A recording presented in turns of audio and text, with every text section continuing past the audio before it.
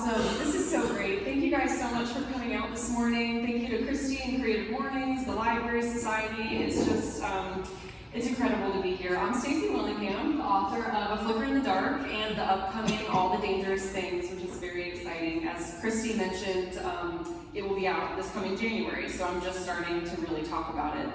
And a couple things that I want to mention before I start. One, 20 minutes is a long time to talk, and I'm not one of those people that can just get up here and wing it. I wish I was.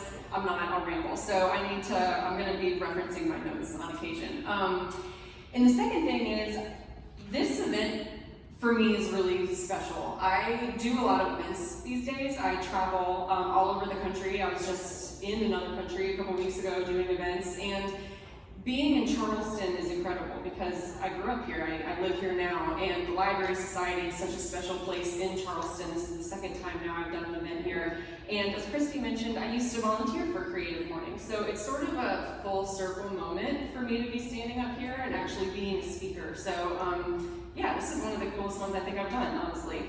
And I used to volunteer here because I'm not a morning person. I hate mornings, actually. I'm pretty groggy in the mornings. I'm a miserable person in the mornings. But there's something about creative people and the fact that it's really hard, right, to take time out of your day to prioritize your passions. Most of us have really demanding jobs and kids and lives, and it's hard to chisel out that time of the day to do something creative, or do something that we love. But creative people do that. They take that time out of their day, and I've always thought that was really inspiring. So I try to challenge myself once a month to come to a thing like this and be surrounded by like-minded, creative people. But I always kind of felt like an imposter at these things because while I've been writing fiction for 10 years now, until very, very recently, I've never had anything to show for it. It took me a really long time to get published. And I kind of identified with what Anna said earlier about, are you an artist? Well, no, but I make art. That's exactly how I felt. If I told people I was a writer, but I didn't have anything published, I felt like an imposter. Like, I'm not a writer. I haven't written anything good. But yeah, so for that reason, I came to these things, but I was never really upfront with people about why I was here and what I was doing in my free time. I always kept it a secret. And the reason I kept it a secret was because I was so afraid of people being critical. So that obviously brings us to this month's theme, which is critical. And being both a writer and an overanalyzer, I thought for like days about all the different definitions of critical and how many different directions I could take this talk. But when I really thought about my life over the last couple years and how much it's changed since I started writing full time, I realized that it's really been a crash course in how to deal with critical feedback. And so that's kind of where I want to focus today, is that definition of critical. On the one hand, there's the external critics, right? There's readers and reviewers and literal book critics whose job it is to read my book and then publicly pick it apart. And dealing with that has been a very new development for me, trying to learn how to emotionally deal with that. But then there's also the internal critic, right? And I'm sure everyone here can relate to that. The internal critic is always there, and it's often the loudest critic of all. But at the risk of overusing the theme word here, I'm gonna take the other definition into account and say that I think the most critical thing for me and what I've learned over the last couple years is learning how to strike a balance between listening to the critics, because sometimes what they have to say is valuable, but also knowing when to tune them out. And knowing when to trust your inner critic, because a lot of times your inner critic is your intuition, right? Like it's your gut telling you that something's not right or you can do better. But then recognizing when your inner critic has been absorbing the negativity of the external critics too much and it's shifted from being helpful to harmful. So that's where I'm going to focus today. So I want to start by going way back to 2013 when I first really seriously set out to be an author. And most people don't know that while Flicker in the Dark is my debut, it's actually not the first book I've ever written. I wrote my very first book when I was in grad school. I wrote it as my thesis, and it took me about 3 years. So I finish it, I turn it in, I graduate, and I realize, okay, I've done it, I've written a book, now it's time to try and get it published. So I Googled, how do I get my book published? And I learned that I'm probably going to need a literary agent. So I spent all this time, months, doing meticulous research. I created this Excel spreadsheet where I listed every single literary agency in New York City. I picked one agent per agency that I thought I would have the best shot at getting in touch with. You know, someone who represents books like mine, someone who is looking for exactly what I have. And I put all the information in this spreadsheet, and I create personalized custom pitches for every single one. And I remember thinking to myself, like, I did it. Like, I wrote the book, the hard part is over. And this is how that turned out. After 3 years of writing that book, I spent another 2 years getting rejected by about 115 agents.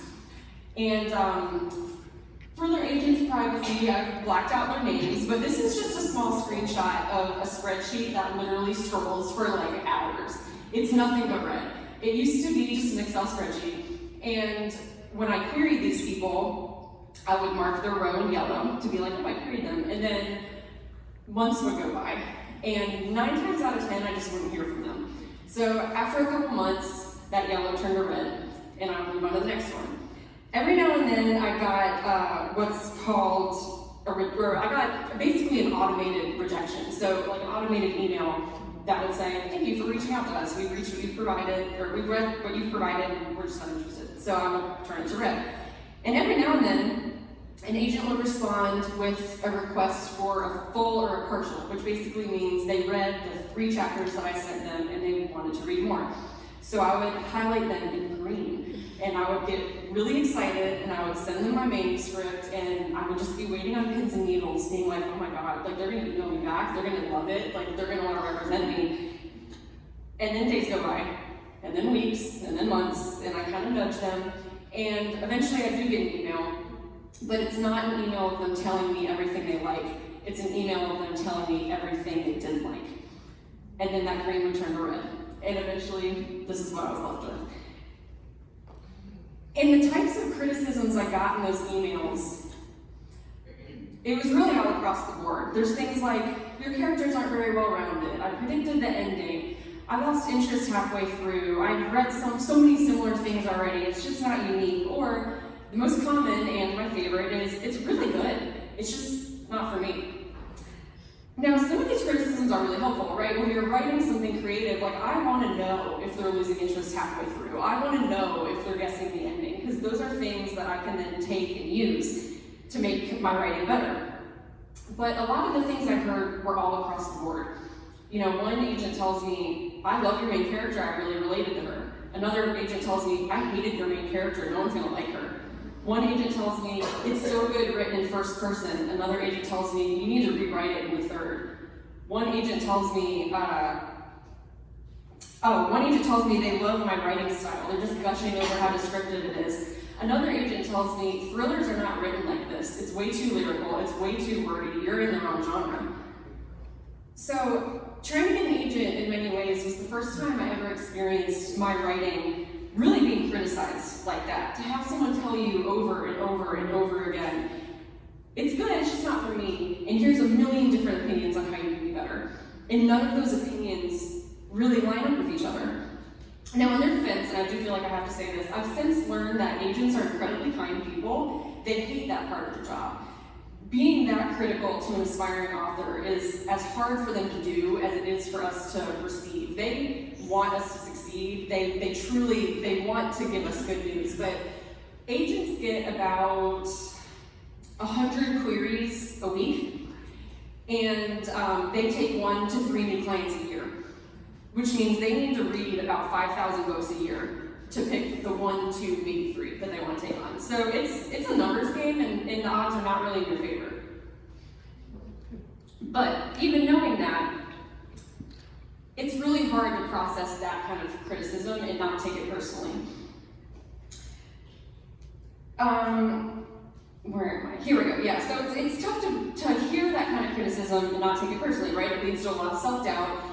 And most people give up at that point, and it's easy to want to give up at that point, right? Because not only are you internalizing all that negativity, But because you get all this conflicting advice, you're kind of left in this stage of paralysis where you don't even know which direction you should move in to get to where you want to go. But somewhere between dodging all those rejections, I come up with another book idea that feels really exciting, and I realize, it's probably time to move away from this one book. I've tried for 5 years. I've had 100 people tell me it's not working, but I have this other idea that I'm really excited about. It's about the daughter of a serial killer who finds the piece of evidence that ends up convicting her father. Not only that, but 20 years later, 20 years after he has been convicted, girls start to go missing again in a very similar way. And I couldn't stop thinking about this idea. So I figured, okay, either I'm just gonna give up on writing, I'm gonna give up on it all, or I'm just gonna give up on this one idea, and I'm just gonna start over and try again. So 2 years later, it takes me another 2 years to write that book, and it's January of 2020. And I have my second book written, and I decide it's time to start careering again. So I make my little spreadsheet, and I tell myself that just like last time, it's probably not gonna go anywhere. It's gonna take years, it's gonna be awful, I'm gonna be hit with so much rejection. And somehow 2 weeks later, I have 3 offers. And one agent in particular has only read the first 3 chapters. He doesn't even want a full, he doesn't even want a partial, he wants to sign me now. He's that excited about it. So I signed with that agent in February, and again, I'm thinking to myself, like, holy shit, I did it. Like, I was wrong. Writing the book is not hard. Getting an agent is hard, and now I have the agent, and I've done it. And then my agent finishes reading, and he's like, oh, this needs some work. Even though he loved what I had to write, he loved those 3 chapters, he loved it enough to sign me, he had criticisms. And when he tells me I have some work to do, I'm thinking, okay, like, he said he likes it though. Like, why is he giving me these criticisms? But I spent a few months with him editing, and that was so eye-opening for me because it made me realize that not all critics are created equal. Like, now that's not to say those agents who rejected me aren't valid. Their opinions were very valid. In hindsight, the things they had issue with, the critiques they had, were real issues with the book. They were very valid critiques. But while many of them were helpful, if I tinkered with my book to please every single individual person, I would be tinkering with it for the rest of my life. It would turn into something so unrecognizable, it wouldn't even be mine anymore. But once I found one person who believed in me enough to give me his criticisms, be honest with me, but then trust me to digest what he has to say, walk away, and then choose myself how I'm going to move forward and take those criticisms, that's someone I want to listen to and learn from, because that's someone who truly has my best interest at heart. So in June of 2020, after a couple months of revisions, my agent submits my manuscript and I get a book deal. Now, there's a couple different ways to get a book deal, but ultimately how it worked for me is I entered into what's called an auction, a 7-house auction, and that means that there were 7 different publishers who wanted the book. And that's a pretty big deal in publishing. That means that there's, across the board, there's excitement about the book. Editors like it, they see the potential, but even though it was incredible, even though that was just my dream come true, the thing you don't think about when it comes to an auction like that is my agent submitted my book to 20 publishers, which means that while 7 of them wanted it, 13 of them didn't. And those 13 editors, just like those 100 agents that came before them, all said, yeah, it's good, but it's just not for me. And then they gave me more criticisms of what was working, what wasn't, what they liked, what they didn't like, what I needed to change, what I needed to take out. And I could have driven myself crazy listening to all that stuff because it's just not possible to customize a book or a piece of art to fit the opinion of any individual person, right? So once I got my book deal, things start to move pretty quickly. I have one editor, just like my one agent, I now have one editor who trusts me, who wants to work with me, who has my best interest at heart. And at this point, it's, July of 2020 maybe, and I still haven't told anyone I've written a book. So not only have I not told anyone I want to write, I now have a book written, I have a book deal. There's press releases going out, there's marketing meetings being scheduled, my boss is telling me to quit my job, and my former boss is right here, and that call was probably the weirdest call of her life. She was like, I'm sorry, you did what? And suddenly I realized this massive secret of mine is not going to be a secret anymore, and the panic kind of starts to set in, right? Because even though I have spent at this point almost 8 years dodging criticisms and rejections from agents and editors, suddenly the criticisms of my peers is like the most overwhelming thing of all. I realized that, in 18 months, once this thing is published, everyone I know could potentially read it, right? My friends, my family members, my coworkers, my neighbors, and just like those agents and editors who rejected me, people aren't going to like it. I mean, there's going to be people out there who don't like it. It's just not going to be for them, and they're all going to have an opinion on what I could have done better. And I started wondering, what is that going to feel like? Like, what is that going to feel like to open myself up to criticism and critical reception, not just from, a select group of people in this industry, but from literally the whole world? How am I going to deal with criticism on that scale? So that's when my agent, who pretty much doubles as my therapist at this point, gave me some of the best advice I've ever gotten. And he said, first of all, you're going to get critical reviews. Just accept that right now. People are going to love it. Other people are going to hate it so much with an intensity that startles you. Like, you're going to be like, how did I hurt you this deeply? And he's right. People feel that way about it. But then he said, my advice is not to read the reviews, but since you're human, and I know you will, my next piece of advice is to write your second book before a single review of your first one comes out. Because how are you going to be productive with all that criticism in your head? You're not going to be able to write when you have people's criticism in your head like that. So I did what he suggested, and while Flip in the Dark was still in copy edits and cover design, I wrote all the dangerous things before a single review came out. And just like those months editing with my agent, when it was just me and him and nobody else, no other agents in my ear telling me what they liked and what they didn't like, those months of writing by myself were incredibly eye-opening because it was just me and my inner critic and nobody else. And it's funny, when I let everything get really quiet and when I didn't concern myself with what other people thought, my inner critic was actually really helpful. I mean, it started saying things like, hey, this chapter sucks, but it sucks, that's why you keep tinkering with it, and trust yourself, you're gonna figure it out. Or this ending is really bad, but it's bad, you're gonna keep messing with it until you get it right. And that's when I realized your inner critic, it's your intuition, right? It's your gut feeling that tries to get you to be better. And if you look at it in that way, it's really helpful. But then inevitably, since I'm human, I would start looking at Goodreads, and I would start reading reviews that were trickling in, and I would start worrying about what people thought, or what they said, or if they would like it. And then that inner critic started to turn on me. It started saying things like, you are in way over your head, or who the hell do you think you are, or what did you even get yourself into? So A Flip in the Dark was published on January 11th, about 7 months ago. And thankfully, it was met with some really great acclaim.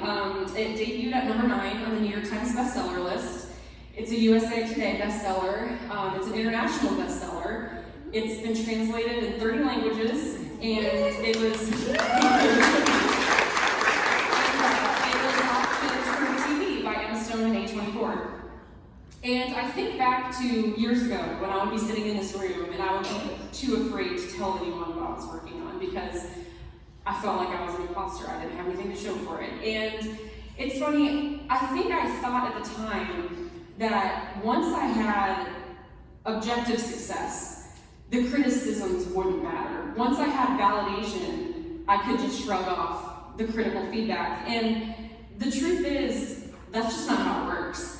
And what I realized is the more I write, and the more people read my writing, and the more it gets out there, the more critics I get, and the louder they get. So the opposite of what I thought would happen is actually happening.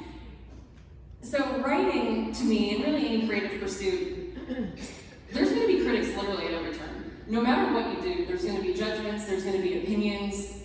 When I started, it was the criticisms of the agents. Then it was the editors. Now I have an agent, I have an editor. We've been published for 7 months now, and the book is considered a success, but I get hit with critical feedback literally every single day. I get tagged in negative reviews every single day. Even the positive reviews have little criticism snuck in there. It's like, oh, I loved it, but, it's impossible to escape. I get emails every day from readers, and I love them. I love reading them, but every now and then, there's a really critical one, and it's like always when I'm having a bad day. Or it's like always right before I'm about to go to bed. And then I'm just laying there staring at the ceiling, unable to fall asleep because I've got someone else's criticism in my head. And I've thought a lot about this over the last couple of years because the beauty of art and writing is that it does spark discourse, right? I mean, I once had someone tell me the only thing worse than a bad review is no reviews, because that means no one cares. And I'm like, okay, like that's true. And people are allowed to criticize your work. They're allowed to have opinions about it. And if you think about it, it's kind of an honor that people care enough about what you have to say and what you're creating to talk about it and have opinions about it and want to discuss it. But if you let yourself go too far down the rabbit hole of dissecting every little thing that everyone doesn't like about it and you, every time it's time to start something new, what my agent said would happen is exactly what happens, and I just sit there at my computer trying to type in a state of creative paralysis because it's just too much. So, in closing, I thought I would do something a little fun because in June, this past June, I was lucky enough to meet R.L. Stein, who, those of you who don't know, he is the author of Goosebumps. And he is the sweetest little old man. And he gave just this fantastic speech where he read mean emails he still gets sent every single day, and they are mean. And it kind of reminded me of like mean tweets by Jimmy Kimmel, where celebrities read all the awful things people tweet about them, but it's like this little 80-year-old man who's literally a horror icon, and he still gets mean emails every single day. And the point of his talk was basically, you can be me, like you can be at the pinnacle of success, and you're still gonna get criticisms every day. So you just need to write what you wanna write, create what you wanna create, and forget about everything else, because it doesn't matter. So that speech was so eye-opening for me. I did the very thing my agent told me not to do, and I dug up all my bad reviews, and I put a couple up here to show you just how vastly different the feedback of critics can be, and how paralyzing it can be if you try to please everyone who has an opinion about your work. I'm gonna have to move over here to read these. Okay, I thought these are real reviews. Amazon, Goodreads, emails. I thought it was fun how often she worked the word flicker into the book. It made the typing meaningful. If I read the word flicker one more time, I was going to throw this book across the room. Oh my God, this book. I could not put it down. I read it in a single day, completely gripping. This poor thing tried so hard to be suspenseful, but it was physically painful for me to turn the page. The writing in this book is gorgeous, lyrical, almost literary. I hated all the unnecessary descriptions. Why does the author feel the need to use so many repetitive similes and metaphors? Just tell the story already. These last two are emails. I wanted to let you know that A Flicker in the Dark is my new favorite book. I will auto-buy anything you read. My personal favorite. Save the best for last. One published book does not make you an author, and I would advise you not to get too comfortable. I saw in your acknowledgments that your agent signed you after reading just 3 chapters. He should have read more. If he had, he wouldn't have said it. That's the shit you read every day. Yeah. So, I thought you guys would enjoy this. So, in closing, I just want to end by saying, I think what I've realized over these last couple years is writing the book wasn't the hard part. Getting the agent wasn't the hard part. Getting the editor wasn't the hard part. All of that was hard, but the hard part is something that happens over and over and over every single day, and that's remembering not to worry about the critics. Sometimes criticism is important, it's necessary, and it's necessary when it comes from the right person and when you're consuming it in the right headspace. But if you fall into the trap of giving every single critic equal weight, you're going to wind up in a point of creative paralysis. So yeah, I mean, I think my advice to anyone who's interested in doing any kind of writing or a creative pursuit, if you're worried about critical feedback, if you're feeling like an imposter, like I was and still do on a daily basis, I think the key is learning to identify who the critics are that have your back, that want to see you succeed, that have your best interests at heart, who you can learn from, and then block out everyone else and trust yourself and your inner critic to know what to do.